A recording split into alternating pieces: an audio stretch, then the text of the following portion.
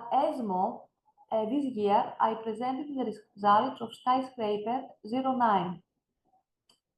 Skyscraper 09 was a randomized phase 2 study.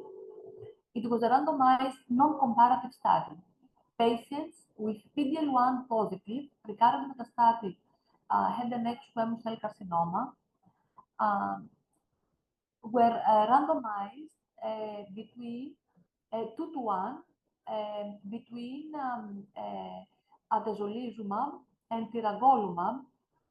Tiragolumab is a novel anti-TIGIT inhibitor, and atezolizumab plus placebo. The study was not powered for an efficacy comparison between the two arms. The primary endpoint was overall response rate per investigator. It was an overall response rate per investigator review. Patients had to be treatment naive for recurrent metastatic disease. Secondary endpoints included duration of response, PFS, and overall survival.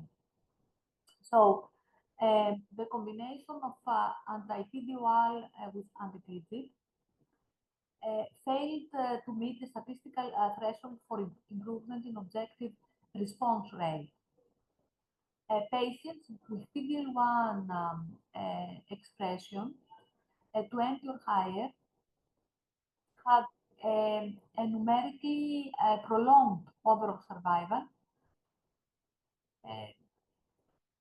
whereas this effect was not observed in the atezolizumab alone arm. So patients who received atezolizumab in the atezolizumab and tiragolumab arm and had PD-L1 20 or higher had a prolonged overall survival, numerically prolonged.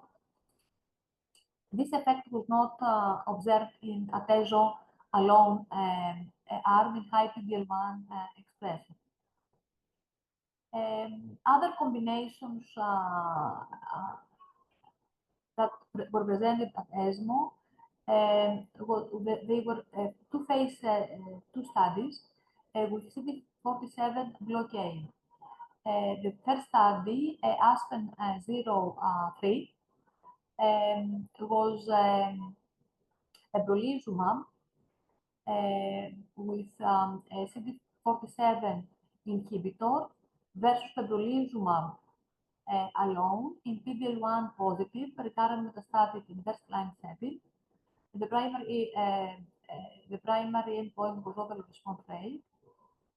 A positive signal was not detected there, and also ASPEN-04 studied CD47 blockade with pembrolizumab and platinum 5-FU compared to pembrolizumab platinum 5-FU.